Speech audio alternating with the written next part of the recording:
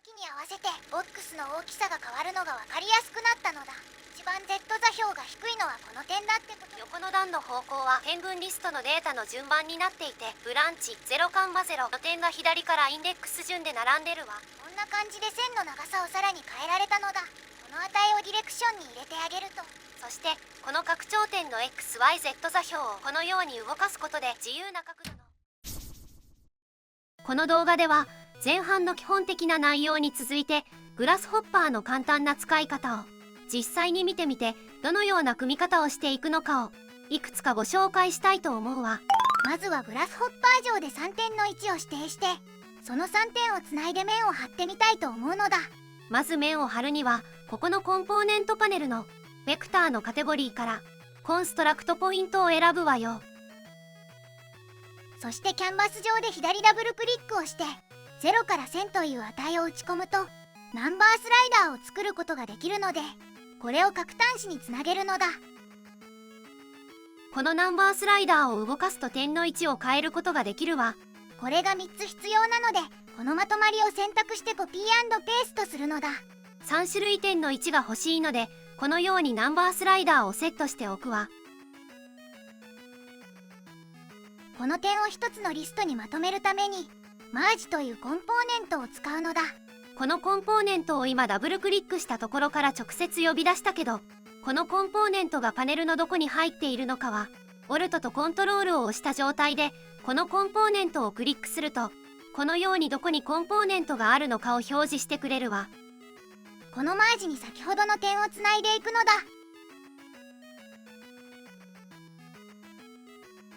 そうするとこの1つのリストの中に0から2番の番号が振られて点をまとめられたのだ。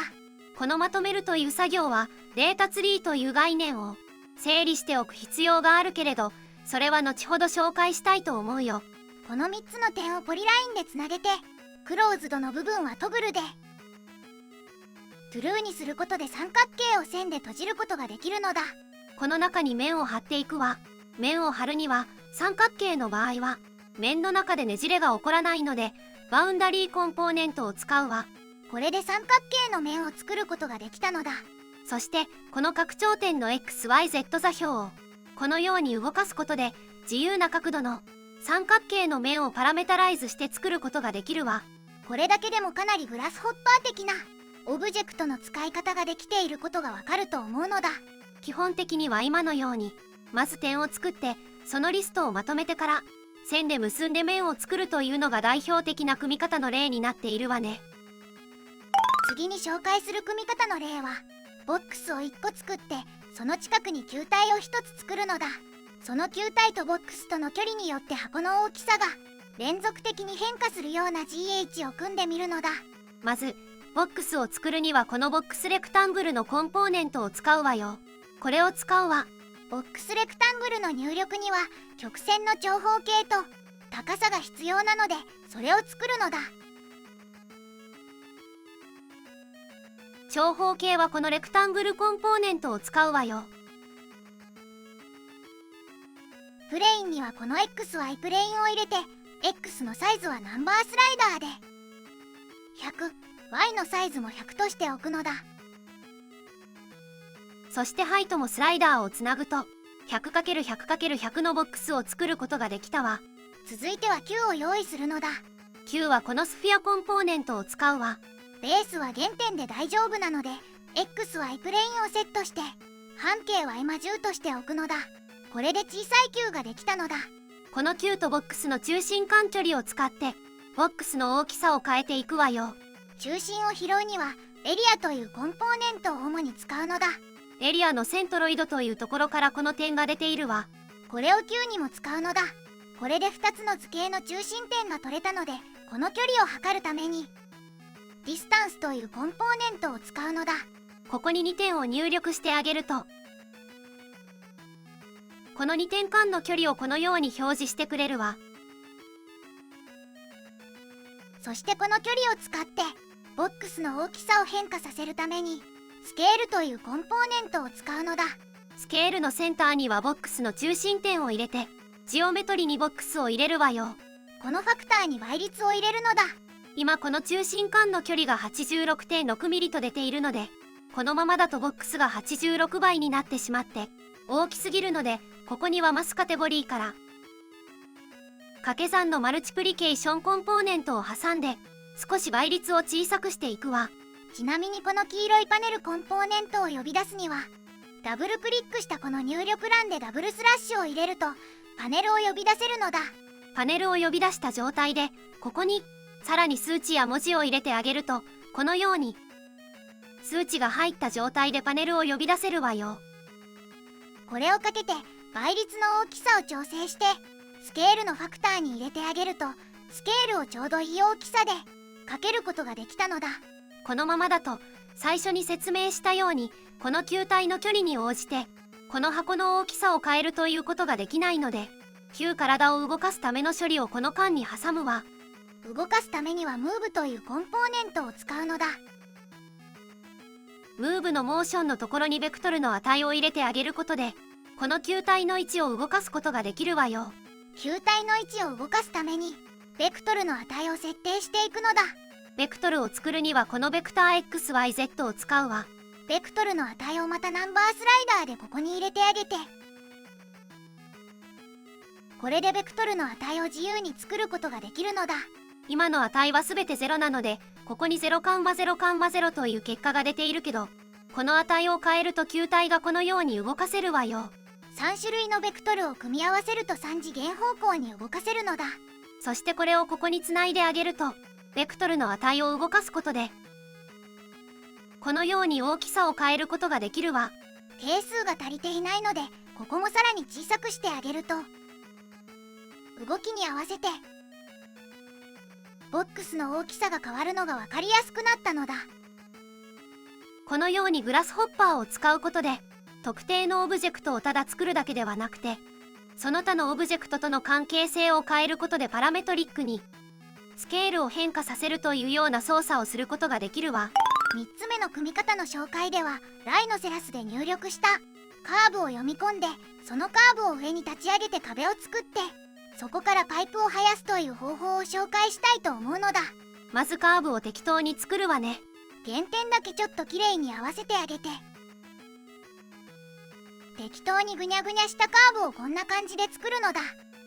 このカーブをグラスホッパーで読み込ませるには、このパラムズというカテゴリーのコンポーネントを使うわ。読み込ませるカーブを選択して、コンポーネントを右クリックして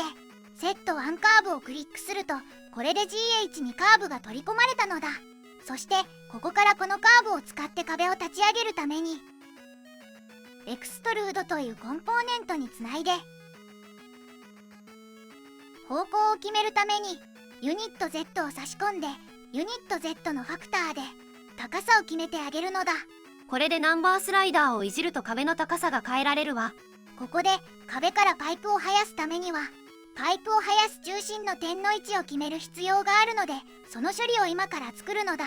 方法はいろいろあるけど、今回は簡単な方法としてコンタラインを壁に対して作ってあげて、その分割点からパイプを生やしたいと思うわ。コンターというコンポーネントを使うのだ。このシェイプに壁を入れて、ポイントには原点が入ってるので触らないでおくわ。ディレクションも001と書いてあるので、Z 方向に垂直なコンターになるようにすでに設定されているので、あとはディスタンスだけ入れておくのだ。ディスタンスは固定の値でとりあえずいいと思うので、パネルの数値から500を入れるとこのようにコンタラインができたわ。壁の高さが変わっても線の位置は固定されるのだ。そしてこのコンタラインの各カーブにこれの分割線を作るためにディバイドカーブというコンポーネントを使うわ。カーブの端子にこのコンタラインを入れると、今の設定だとこの各コンタラインを10分割する12点を打つことができたのだ。ちょっと点の数が少ないので、ここは100としておくのだ。これでパイプの中心位置になる点がゲットできたのだ。あとはこのパイプの点を支点にして LINESDL コンポーネントを使って線の長さを決めてあげると、こんな感じで各点からの長さ線のカーブを生やせるんだけど、今はラインの方向が全部 Z 方向になってるので、全ての点から真上にカーブが出てしまっているの。こうではなく、各点から面に直行する方向にそれぞれのカーブを出したいので、ここで一工夫入れるのだ。このポイントそれぞれからこの面の方線方向を拾えばそれが改善できるのだ。そのために B レップクローゼストポイントコンポーネントを使うのだ。このポイントに分割点を入れて B レップには壁を入れるわ。そうするとここのノーマルという値がこの面に対しての方線方向のベクトルの値になってるので、この値をディレクションに入れてあげると、このように線をちゃんと面の直行方向に作ってあげられたのだ。これだけの操作でこのような複雑な形状のカーブを大量に作ることができるのよ。あとはこの線を中心にしてパイプコンポーネントでパイプを作っていくのだ。半径はとりあえず50にしてみるわ。これで壁から生えたパイプの完成ね。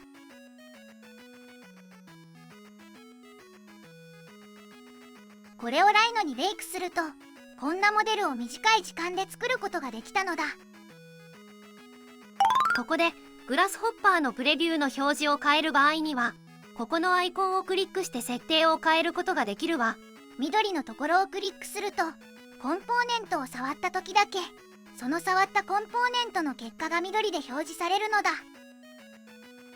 緑をオフにすると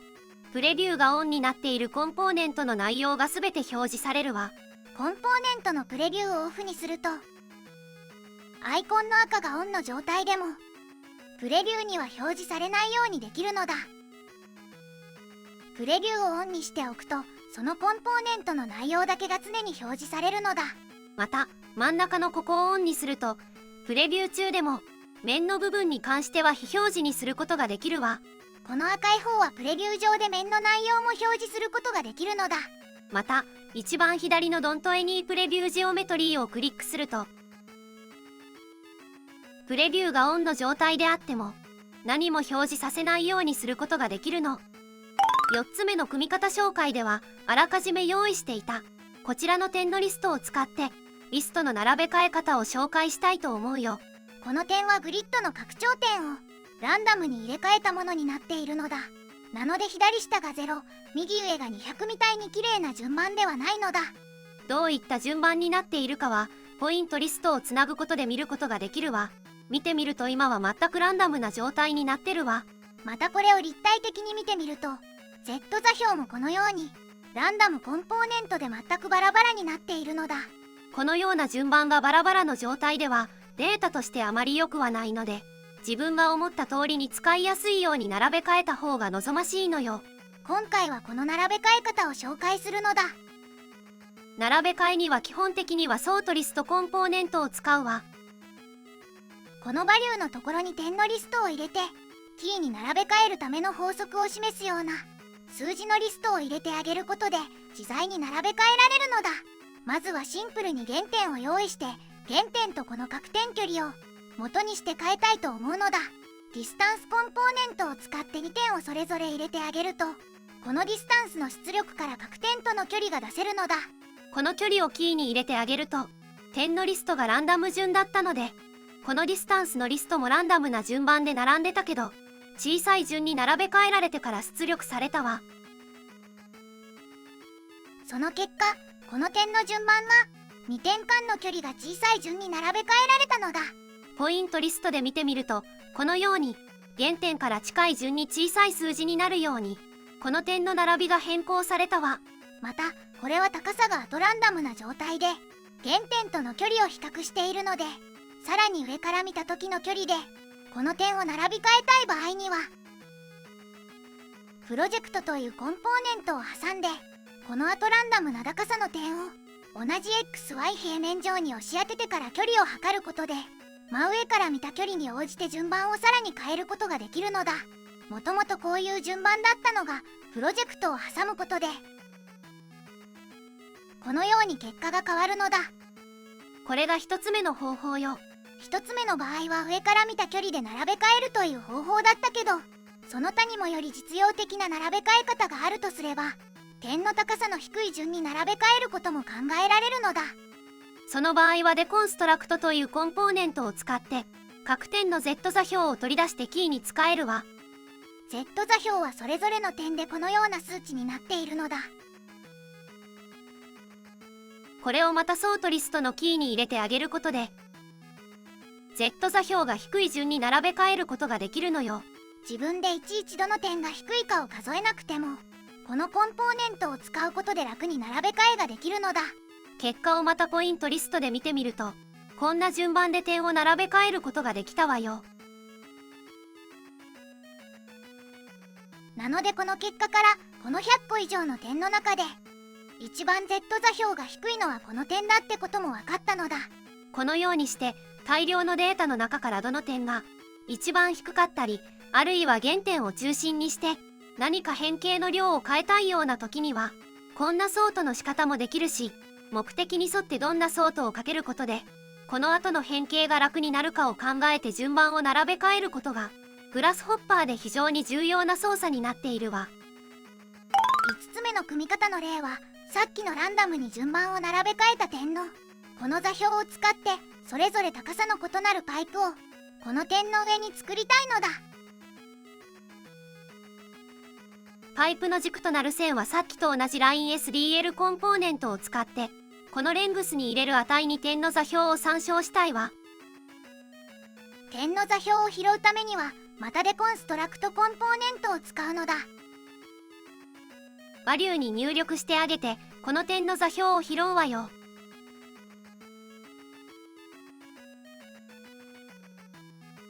この座標の値を計算式に突っ込んで、その計算式の結果をこのレングスにつなぐのだ。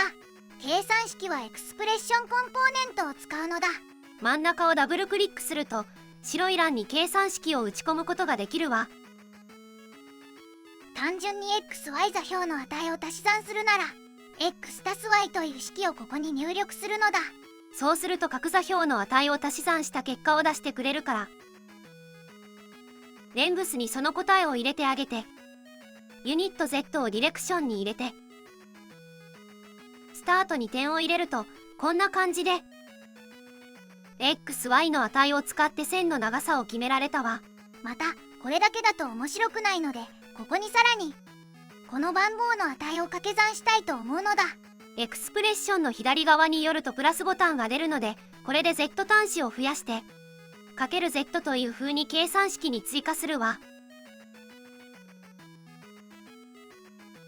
またポイントリストで表示されるこのデータリストはデータの番号が0から120までになっているので、そのままかけると数字が大きすぎるのだ。なのでこれをまたエクスプレッションを使って調整するのだ。使わない端子は消して、試しに x×0.05 程度にしてみるのだ。この値を Z に入れるとさっきの x たす y の結果にさらに掛け合わせることができるはずよ。あれ、エラーが出てるのだ。あ、数字じゃなくて点の型でそのまま入力してたわ。なのでここにアイテムインデックスコンポーネントが必要だったのだ。このコンポーネントの端子に2つとも同じ値を入れると、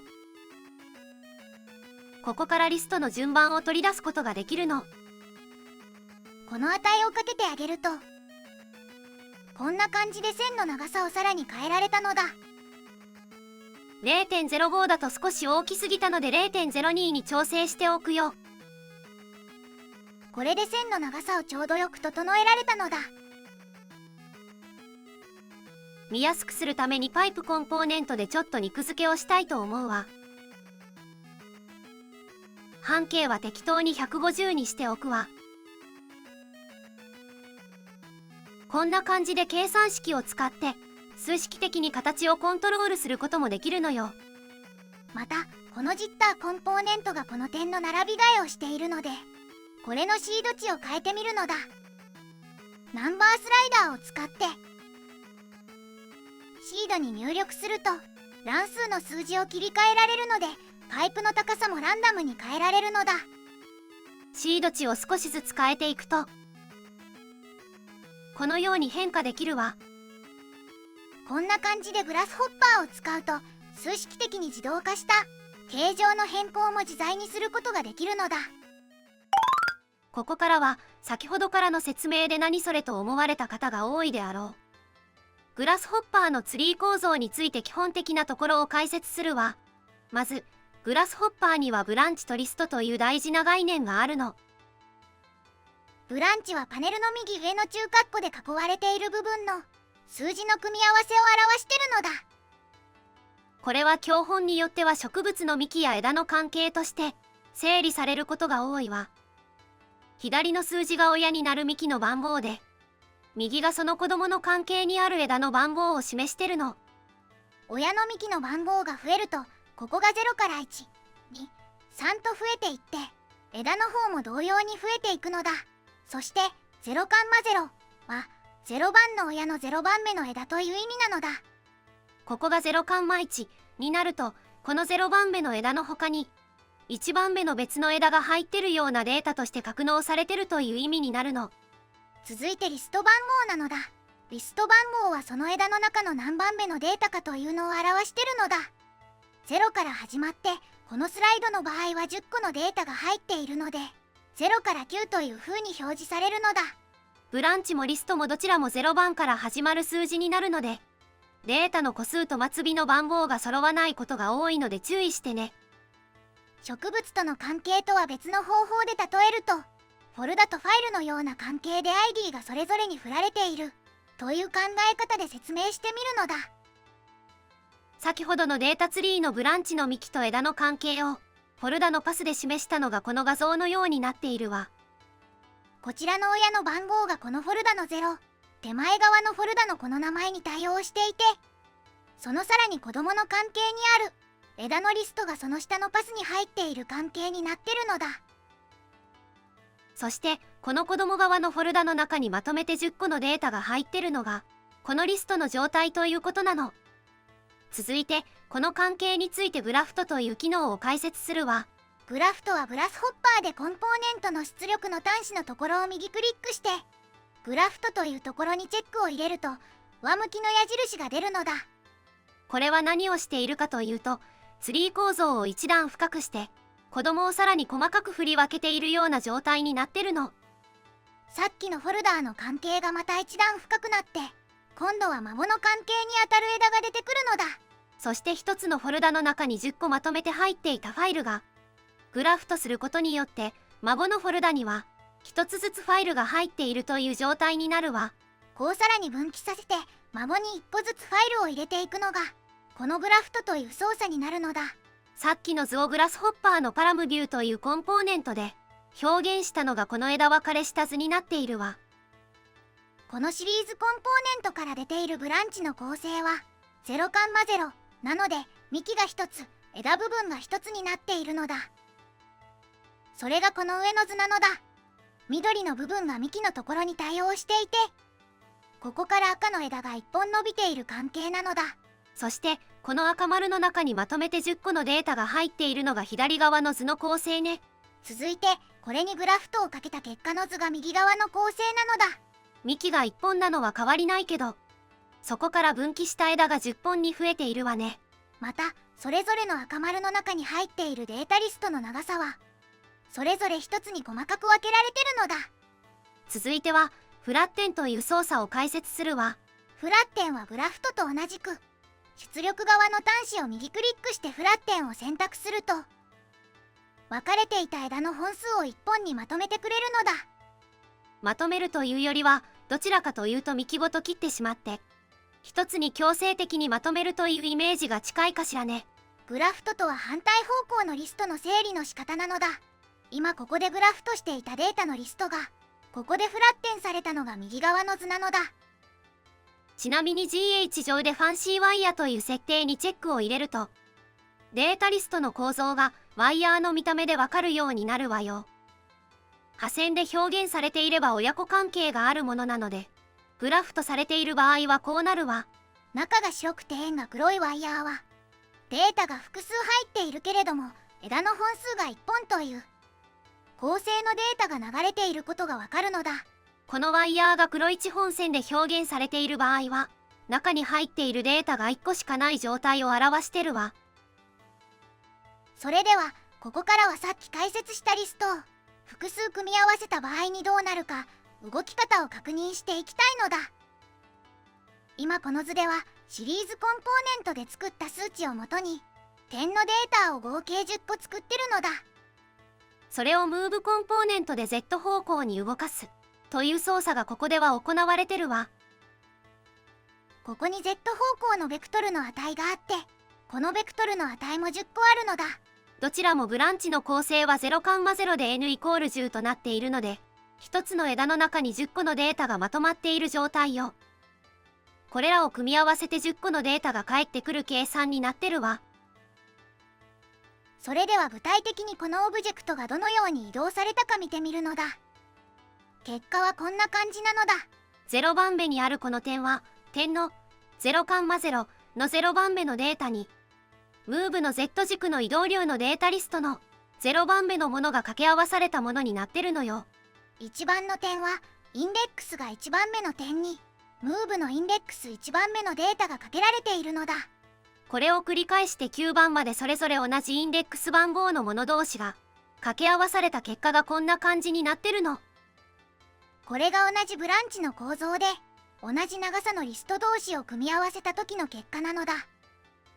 同じインデックス番号に対応するもの同士がかけられて 10×10 のデータが同じ個数の10個という長さのリストで返ってくるのだ。続いては片方のツリーだけをグラフとした場合の結果を見ていくわ。点のデータをグラフとしてデータの構造が 0,0,0,0,0,0,1 というように1段階深くなっているの。それによってもともと1つのブランチにまとまっていた10個のデータが1個ずつ割り振られてるのだ。これで結果を見てみると、結果的に出てくるデータの個数が合計で100個に増えたわね。これはどういうことかというと、0,0,0,0のブランチの1個のデータに対してこの Z 方向のデータが10回計算されたからなのだ。同様に2つ目のブランチにも10個の Z 方向が掛け合わされて、他のブランチにも10個ずつという操作が合計10回繰り返されて、全部で100個のデータができたという流れになってるわ。なのでグラフトを使うと掛け合わせる対象のデータが同じインデックス同士のデータではなく、対応するブランチの中に入っている全てのデータに対して掛け合わされるというようなことが起きてるのだ。さっきの結果をもっと詳しくすると、このような図式で表せるわ。もともとのここの点はブランチが 0,0,0,0 のインデックス0番の点になっていて、ここにベクトルリストの0番がかけられているのだ。右隣の点はブランチ 0,1 のインデックス0番のベクトルがかけられてるわ。そして一つ上の点は 0,0,0 の0番目の点に今度はベクトルのインデックス番号1番が掛け合わされてるのだ。この縦の列が点群リストの一つのブランチになっていて、それが左右に10本並んでるのだ。横の関係はそれぞれの点のブランチの中でベクトルのインデックスの順番になってるわ。下から順番にベクトルデータの0番1番と続いて最上段に9番というような結果が出力されているのがこの状態ね。混乱してくるのだ。次はさっきとは逆に点のデータはグラフとせずに Z 値のデータリストをグラフとしてみるわ。計算結果の個数は同じく100個に増えているけど、さっきとは並び方が変わってるのだ。図で見てみるとこのようにさっきとは縦横の並びが反転したわ。点群のリストは一つのブランチに収まってたので n=10のままになってるけど、今度はベクトル側をグラフとしたから順番がこうなったのだ。それぞれのデータの詳細を見てみるとこんな感じになってるわ。横の段の方向は点群リストのデータの順番になっていて、ブランチ 0,0 の点が左からインデックス順で並んでるわ。そのもう一段上の点は同じく点群の方のデータのブランチ 0,0 の内容になっているけど、そこにベクトルのブランチ 0,0,1 の値がかけられたことで一段上に10個の点がまとめて平行移動されたようになってるのだ。さっきは左から右に列が平行移動した関係になっていたのが、今度は下から上に平行移動した関係になっているってことよ。そして最後に両方のデータをグラフとした場合の結果も見てみるのだ。両方とも孫の関係にあたるブランチができたことで、全てのデータが n=1 に分けられて、インデックスは全て0番になっているわ。そしてこのデータを掛け合わせた結果は 1×1 を10回繰り返して合計10個のデータになったのだ。この結果を見てみると、一番最初に見た結果と同じように、斜めに一直線になるような点の並び方に変わったわね。けど緑の数字が全部0になってるのだ。最初は0から9まで並んでいたんだけど、これはインデックスが全て0番目同士を掛け合わせることになったので、結果としてインデックスの値もそれぞれ0番になっているのよ。赤文字を見ると変化してる数字はブランチの孫の部分だけになっていて、全てのブランチで小括弧の中が0の組み合わせになってるのだ。なので最終的な結果もインデックス番号は全部0になってるの。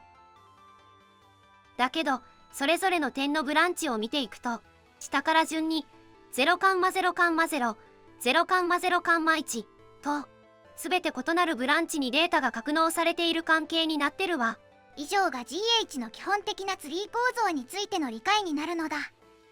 やっていく中でこれとは違った組み合わせもどんどん出てくるけど、慣れれば肌感覚で徐々に分かってくるかと思うわ。最初は難しいと思うけど、いろんなパターンを見て体になじませていく感覚になると思うのだ。ご視聴ありがとうございました。少しでも気に入っていただけた方は、ぜひグッドボタン、チャンネル登録お願いします。